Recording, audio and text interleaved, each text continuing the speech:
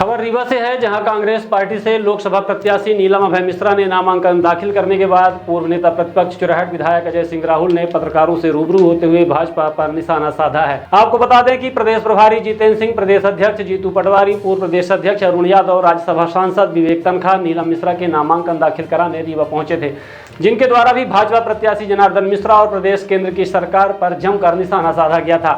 अजय सिंह राहुल ने कहा कि 10 वर्ष के सांसदी में सांसद जनार्दन मिश्रा के पास कुछ करने बताने के लिए नहीं है, इसलिए राम मंदिर और केंद्र के मुद्दों पर वोट मांग रहे हैं। उनके पास अपने कोई मुद्दे नहीं हैं जिसे जनता के बीच बता सके कि उन्होंने यह काम किया है। भाजपा के पास आखिरी में श्री राम ही हैं जिनके नाम से वोट मांग रहे हैं। ना तो बेरोजगारी की बात हो रही, न भ्रष्टाचार की बात हो रही है। देश की जनता ने चौकीदार चुनकर केंद्र भेजा था, लेकिन चौकीदार देश की चौकीदारी नहीं कर पाया।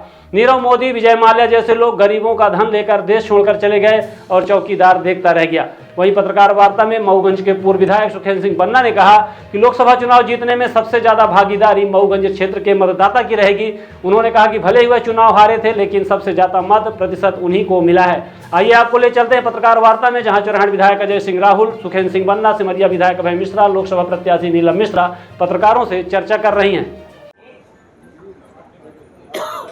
नामांकन भरने के दिन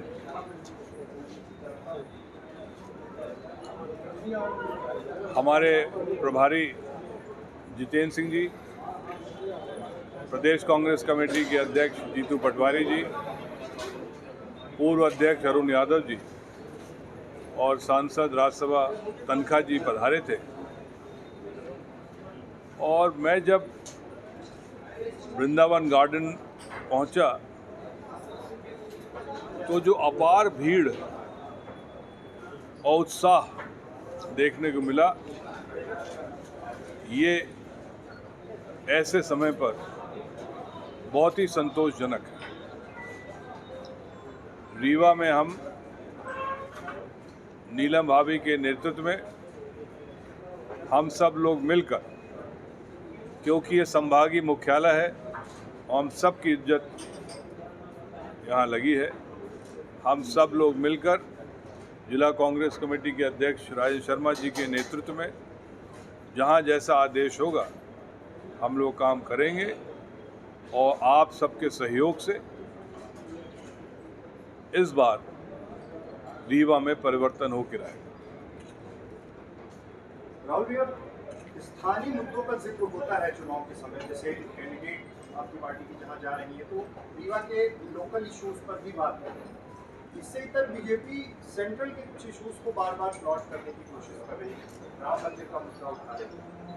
आप खुद जानते हैं भैया कि जो 10 साल के सांसद हैं उनके पास व्यक्तिगत कुछ कहने को है नहीं। उदाहरण के लिए भी वो नहीं कह सकते कि मैंने ये नेशनल हाईवे के लिए काम किया, ये फलानी चीज़ के काम किया। छोटे चीज़ों के तो बात छोड़ दीजिए कि हमने सांसद मत से क्या काम किया, तो उनके पास केंद्र के मुद्दे के अलावा कुछ हो भी नहीं सकता। और आखिरी में भारतीय जनता पार्टी के चित परिचित स्टाइल पर आखिरी अस्त्र है भगवान राम। भगवान राम आ गए हैं, उसके अलावा इनके पास कोई मुद्दा नहीं है। क्या कहेंगे कि हम 10 साल में कितने लोगों को रोजगार दिया, क्या कहेंगे कि भ्रष्टाचार मुक्त किया कि नहीं किया, देश के चौकीदार बनाया था, क्या हुआ। नीरव मोदी जैसे लोग देश छोड़ के लाखों करोड़ को चूना लगाकर हम सबका आज विदेश में ऐश कर रहे हैं और चौकीदार खुश है।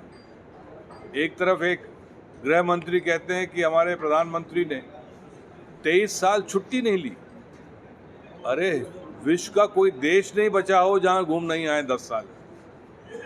इंदिरा जी, शास्त्री जी, अटल जी, बिहारी जी, ये तीनों प्रधानमंत्री को जोड़ लिया जाए, उससे ज़्यादा ये 10 साल घूम आए और छुट्टी ली नहीं। विदेश में क्या करते? तो ये सब बातें रहेंगी और मूल मुद्दा जो है वो जो एक आम बेरोजगार युवा अपने आप को छला हुआ महसूस करता है, जो शुरू में 15 लाख का सपना देखा के पहली बार प्रधानमंत्री बने थे, वो आज भी खाता खंगाल रहे हैं लोग बाग कि हमारे यहाँ 15 पैसे आए कि नहीं आए। ये सब मुद्दे रहे। अभी हाल ही में जितने लोगों ने पार्टी छोड़ी है, कई लोगों ने कहा कि कांग्रेस पार्टी के अंदर सम्मान नहीं मिल रहा है, शीर्ष नेतृत्व या प्रदेश नेतृत्व बात करने के लिए तैयार नहीं है, पार्टी के पदाधिकारियों को। मैं बात मानता हूँ कि उनको यहाँ पर सम्मान नहीं मिल रहा था, लेकिन जिस पार्टी में वो ज्वाइन किए, वहाँ के वरिष्ठ मंत्री प्रहलाद पटेल जी ने क्या कहा कि पूरा कचरा हमारे यहाँ आ रहा है, तो सम्मान मिलेगा वहाँ पर। भूपेंद्र सिंह जी ने क्या अपने भाषण में कहा, अमित शाह जी को कोट करते हुए ग्वालियर में वर्कर मीटिंग में, कि आपको 15 साल आपको कुछ नहीं मिला तो क्या सोचते हो इनको 15 दिन में कुछ मिल जाएगा। ये सम्मान पता चलेगा। एक हमारे भोपाल के नेता हैं, पूर्व केंद्रीय मंत्री, मुख्यमंत्री और कांग्रेस अध्यक्ष के बगल वाली कुर्सी न मिले तो उसमें नाराज हो जाते थे। उन्हीं के क्षेत्र में मंडीदीप में कार्यक्रम हुआ, वो तीसरे पंक्ति में पहुंच गए, बहुत अच्छा सम्मान मिल रहा है वहां जाकर। राहुल जी, अब यहाँ पर जो कैंडिडेट आपने महिला प्रत्याशी रीवा लोकसभा में दिया, बीजेपी का कहना है कि हमारी पार्टी में महिला सम्मान पहले भी रहा है, अभी भी हमने शहडोल में दे दिया, वही चीजें काउंट करते हैं। लाडली बहना का इम्पैक्ट क्या रहा पिछले चुनाव में, आप लोग बेहतर जानते होंगे, और इस बार जब महिला प्रत्याशी आपने उतारा है तो रीवा संसदीय सीट में किस तरह की संभावनाएं महिला कैंडिडेट के रूप में देखते हैं? देखिए, सोची समझी राजनीति के तहत सर्वमान्य उम्मीदवार, हम लोगों ने ये नहीं देखा कि महिला है कि पुरुष, कौन हो सकता है, उस पर जो पार्टी ने तय किया। सौभाग्य हम लोगों का कि महिला है, तो 50% वोटर तो अपने आप आकर्षित होगा हमारा, और बाकी जो है वो राजेश शर्मा जी, सुकेंद्र बन्ना जी और लोगों की बात करेंगे। आप कितना समय देंगे यहाँ? मैं 19 के बाद यहीं रहूँ, 18 के बाद। देखिए, ये तो चुनाव आचार संहिता का उल्लंघन, और इसका शायद हमारे यहाँ से इसका विरोध भी हुआ है इलेक्शन कमीशन। भगवान राम सबके हैं, सिर्फ भाजपा को वोट देने से भगवान राम नहीं।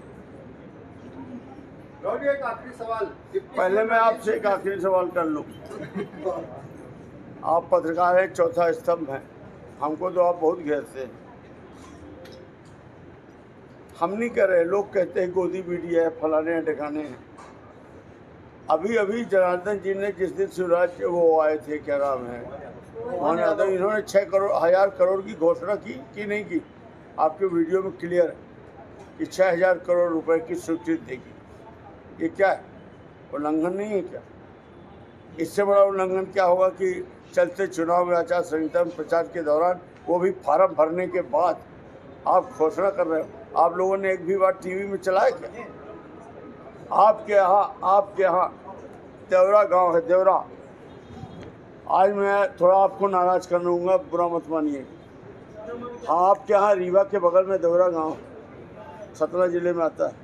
वहाँ के एक छोटे मोटे जागीरदार थे, कर्नल बलवंत सिंह, देश के लिए समर्पित रहने वाले स्वतंत्रता संग्राम सेनानी।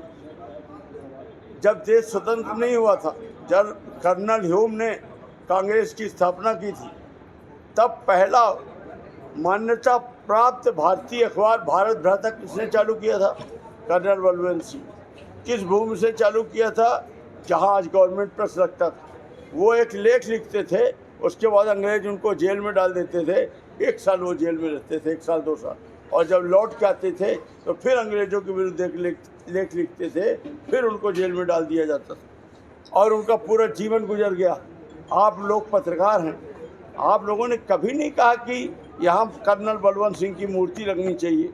आप लोगों ने कभी नहीं कहा यहाँ पत्रकार भवन बनाना चाहिए, यहाँ समझड़िया का महल बनाना और ये बिल्डिंग बनाकर व्यापार करना सरकारी जमीन देने के लिए बोले थे सर। सबसे पहले महापौर जी, आप ही के महापौर, आप ही के पार्टी के घर आवाज सब कुछ देने के लिए बोला था। हम जो बोल रहे हैं कन्नड़ बात, आप उसको अलग मत ले जाइए, उसका भी उत्तर अलग बात कर लेंगे। अभी मेरे इस बात का उत्तर दीजिए कि गवर्नमेंट प्रेस में आपका खून क्यों नहीं खौला कि यहाँ पत्रकार भवन हो, कर्नल बलवंत सिंह की मूर्ति स्थापित हो, और आपने कभी टीवी चैनल में नहीं चलाया, क्यों? इसका उत्तर दीजिए। उस लैंड को लेकर प्रेस कॉन्फ्रेंस में भी सवाल उनसे पूछा गया था, रिडेंसिफिकेशन करके टाल गए। सवाल पूरा रीवा बिक गया, बेच दो, बेच ही रहे हो। एक आध जगह तो महापुरुषों की छोड़ दो। बात इतनी है, वो भी पत्रकारों का, जहाँ पत्रकारों का आन बान शान है वो तो छोड़ दो, और कोई बोले ना बोले, रीवा की जनता कम से कम पत्रकार तो बोल दे अपनी अस्मिता के लिए। मेरा इतना कहना है। बहुत बहुत धन्यवाद। आप लोग कंपटीशन रीवा से है इस बार। बिल्कुल, विधानसभा का चुनाव भले हम हारे, लेकिन सबसे ज़्यादा मऊगंज के मतदाताओं ने विधानसभा में जन समर्थन दिया 41%। तो मैं समझता हूं कि लोकसभा में उससे ज़्यादा प्रदर्शन रहेगा हमारे मतदाताओं का, हमारे क्षेत्र का, और निश्चित रूप से लोकसभा हम लोग जीतेंगे। महापौर कहाँ है भैया? महापौर जबलपुर गए हैं व्यक्तिगत काम। नाराज है क्या? नहीं, ऐसी कोई बात नहीं। हमारी अभी सुबह बात हुई, रात को भी बात हुई। क्या चल रहा है? हमारे महापौर जी देखिए जनता से सीधे चुने गए हैं। महापौर जी का जब चुनाव हुआ तो बिना किसी खर्च के पूरी रीवा की जनता ने उनके पक्ष में लड़ाई लड़ी, और कांग्रेस पार्टी का एक एक कार्यकर्ता उनके लिए काम किया है। तो महापौर जी हमारे संगठन से उत्पन्न माननीय राजेंद्र शर्मा जी का नेतृत्व था। इनके नेतृत्व को हम सब ने स्वीकारा, और जो ये दवाई लिख देते थे कि आज सुबह 2 गोली क्लोरोक्विन खाना, 1 गोली अल्ट्राजीन खाना, वही हम लोगों ने खाया। मतलब अपना दिमाग नहीं लगाया, और उसका ये परिणाम रहा कि जहाँ 2500-300 साल का रिकॉर्ड था, आज आप देख लीजिए कि 12,000 जीते। पहली गारंटी इन्होंने ली थी ना, जैसे मोदी जी गारंटी लेते हैं, ऐसे हमारे यहाँ जो कोका कोला की एजेंसी लिए हैं, हमारे कोका कोला नहीं, रीवा में भारतीय जनता पार्टी की एजेंसी लिए हैं माननीय मंत्री महोदय, तो वो अपने रबर स्टाम्प को देते हैं। तो उन्होंने महापौर में अपने रबर स्टाम्प को दिया, वहाँ इनको धोखा हो गया। इसी तरह इन्होंने सिमरिया में गारंटी ली और आधा चुनाव खुद जाके लड़े, धोखा हो गया। अभी ये फिर से इनको अहंकार है कि हम जिस भी रबर स्टाम्प को दे देंगे, रीवा की जनता भेड़ बकरी है, जिधर चाहेंगे हाँक देंगे। पर ये रीवा अर्जुन सिंह जी का क्षेत्र था, यमुना प्रसाद शास्त्री जी का था, श्रीनिवास तिवारी जी का था। यहाँ का बच्चा कुछ करे न करे, यहाँ का एक आदमी पॉलिटिकल है और सबको समझ है। 10 साल में व्यक्ति चेकी हो जाता है। इन्होंने 1 रुपये का कोई काम ही नहीं किया सांसद महोदय ने, केवल रबर स्टाम्प के अलावा।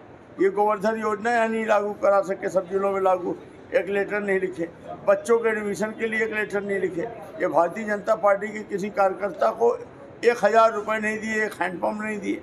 पूरा यात्री प्रतीक्षालय, टैंकर, इन सब में पैसा पलटी कर लिए।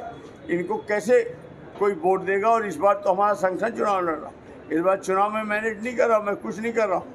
हमारे प्रभारी महोदय पन्ना जी, हमारे जिला अध्यक्ष राजेंद्र शर्मा जी पूरा चुनाव को व्यवस्थित कर रहे हैं। हमें तो केवल इतनी ड्यूटी दे दी गई है कि आप अधिक से अधिक रीच कवर करिए, अधिक से अधिक लोगों तक पहुँचिए। तो मेरा अलग दौरा बनता है, नीलम मिश्रा जी का अलग बनता है, और हम लोग गाँव को हर सेक्टर में पहुँचते हैं। और पूरी उम्मीद है कि जनता मन बनाए हैं। बीच में जब ये इनकी टिकट घोषित हुई और ये लग रहा था कि क्या होगा, तो लोग तरफे जा रहे थे कि इस बार फिर तीसरी बार भला सर पे आ जाएगी क्या। पर आज सबको ये उम्मीद है कि कांग्रेस पार्टी इस बार जिस तरह चुनाव लड़ रही है तो गाड़ी फंस चुकी है, और रीवा की जनता इस बार छोड़ने वाली नहीं, इनको जरूर सबक से। ये कार्यकर्ता की आप बात कर रहे हैं सर, आपके अपने नाराज है पार्टी से। भगत जी चले गए, टिकट पर सवाल उठाया कि इनका मार्केट दिखा है, पार्टी इनको टिकट दी थी। विपक्ष उनके ही जब आरोप लगे तो अब नावा ने कह रही कि पैकारों की पार्टी है, पैकारों को टिकट दिया जा रहा है। अपनों से कैसे आप समझ पाएंगे, अपनों कैसे बनाएंगे? और जाने वाले ऐसा देखिए, हल्की बात करने का कोई मतलब नहीं है। वो हमारे पार्टी के, हमारे जिला अध्यक्ष रहे, हमारे बड़े भाई रहे हैं। हमारे ये दल के अंदर की बातें हैं। उन्होंने कोई भारतीय जनता पार्टी तो ज्वाइन नहीं की। हो सकता हमसे कोई गलती हो गई हो, उस गलती को लेकर नाराज़ हो गए हों। हमारा एक संगठन है, हम अकेले तो है नहीं, सब मिलजुल के सब तय कर लेंगे, उनको मनाया जाएगा, सब हम लोग सब एक ही रहेंगे अंत में। ये वो भ्रम में न रहें कि हम वो होंगे, ये थोड़ा बहुत बर्तन खनकता है। और इस तरह इस समय जिस तरह भारतीय जनता पार्टी में विघटन क्यों ना हो। एक बूथ का प्रभारी जो 10 साल से मर रहा, उसको एक हैंडपम्प नहीं मिला, 3000 रुपये नहीं मिले। और क्या भारतीय जनता पार्टी में ऐसे कार्यकर्ता नहीं है जो 25-25 साल से जीवन खपा दिए? क्या ज़रूरी है कि इन्हीं को टिकट मिले, किसी और का अवसर नहीं मिल आ रहा है? तो वहाँ ज़्यादा संतोष है। और हमें दिख रहा है ना, आधे से ज़्यादा भारतीय जनता पार्टी तो हमारे काम में लगी। आप इसमें मत परेशान होइए, सब अच्छा है।